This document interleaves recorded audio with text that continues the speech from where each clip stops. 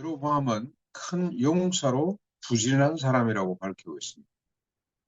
솔로몬이 밀로를 건축할 때 감독으로 임명을 했습니다. 그런데 그러고 난 뒤에 선지자 아이야를 통해서 하나님을 버리고 이방신들을 섬긴 솔로몬에게 열 지파를 빼앗아 자신에게 준다는 하나님의 뜻을 듣게 됩니다.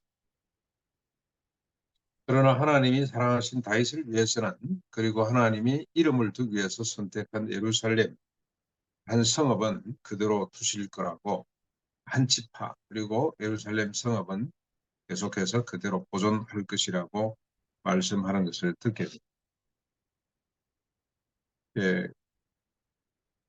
그런데 이제 이 일 때문에 이 37절로 39절, 이제 그러고 난 뒤 여로보암에게 주신 하나님의 명령이 나타나는데, 하나님이 명령한 모든 일에 순종하고 행하면, 또 다윗이 함같이 하나님의 율례와 명령을 지켜 행하기만 하면 다윗을 위하여 세운 것 같이 견고한 집을 세우겠다고 말씀을.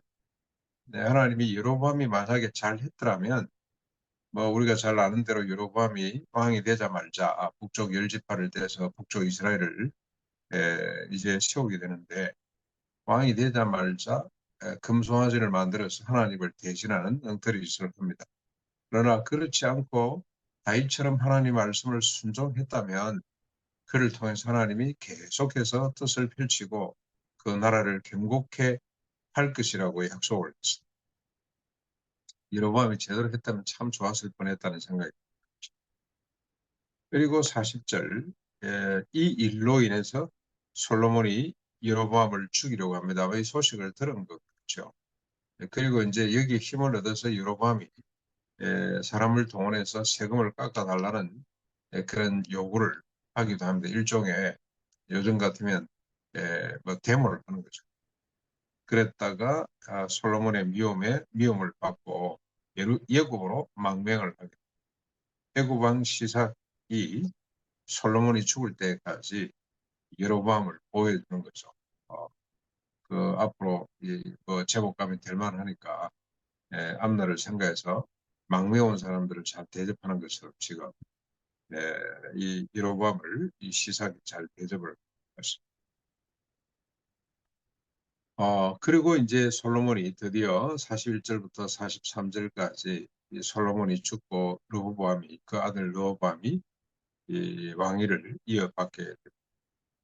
솔로몬은 많은 일과 지혜로 사적을 남겼습니다만 그가 마지막에 고백한 것처럼 헛되고 되게 살았을 뿐입니다. 결국 죽어서 장사되고 그 아들이 대신 왕이, 그러나 곧바로 나라가 두 쪽이 나고, 이렇게 솔로몬의 참 말만은 한많은 생은 끝이 나고 말았습니다. 많은 것들을 남기기는 했습니다만, 특별히 하나님께서 지혜를 주셔서 어마어마한 일들을 했습니다만 다 헛된 일이고, 오직 그 솔로몬의 지혜는 복음을 바라보게 하는, 율법과 같이 복음을 바라보게 하는 하나의 도구에 지나지 않았다는 것을 솔로몬의 생애를 통해서 우리가 발견하게 됩니다. 솔로몬도 그렇고 여로보암도 그렇고 역대 모든 왕들이 다 그랬습니다만 뭔가를 가지면 교만해집니다. 하나님을 던지는, 하나님을 아는 사람은 그냥 하나님을 부정하는 정도, 하나님을 모르는 사람은 하나님보다 더 커지려고 하는 것이 인간의 본성이구나, 부패하고 타락한 인상의 모습이라는 생각을, 차라리 없는 것이 더 낫다. 그래서 날마다 하나님을 바라보는 것이, 그게 뭔가를 가지면 반드시 인간은 부패할 수밖에 없고, 그런데 인간의 죄성이라는 것이, 이게 에로스적인 열정이 계속 권력과 부와 명예와 인기, 예수님이 받으신 세 가지 시험, 그걸 향해서 계속 끝없이 솟구쳐 오르는 것이 부패하고 타락한 인간의 참모습이라는 것을 우리가 솔로몬의 짧은 인생을 통해서도 배우게. 그런데 이제 이걸 뒤집어 놓은 하나님의 일이 있으니, 복음, 십자가 부활, 에로스 정결점, 위로 치솟고 중심으로 가고자 하는 인간을 거꾸로 뒤집어서 이제는 아래로 주변부로 나아가는 사람으로. 그래서 하나님이 하신 일이 참으로 심요망측하지 않을 수가 없고 그 하나님의 큰 일을 찬양하지 않을 수가 없습니다.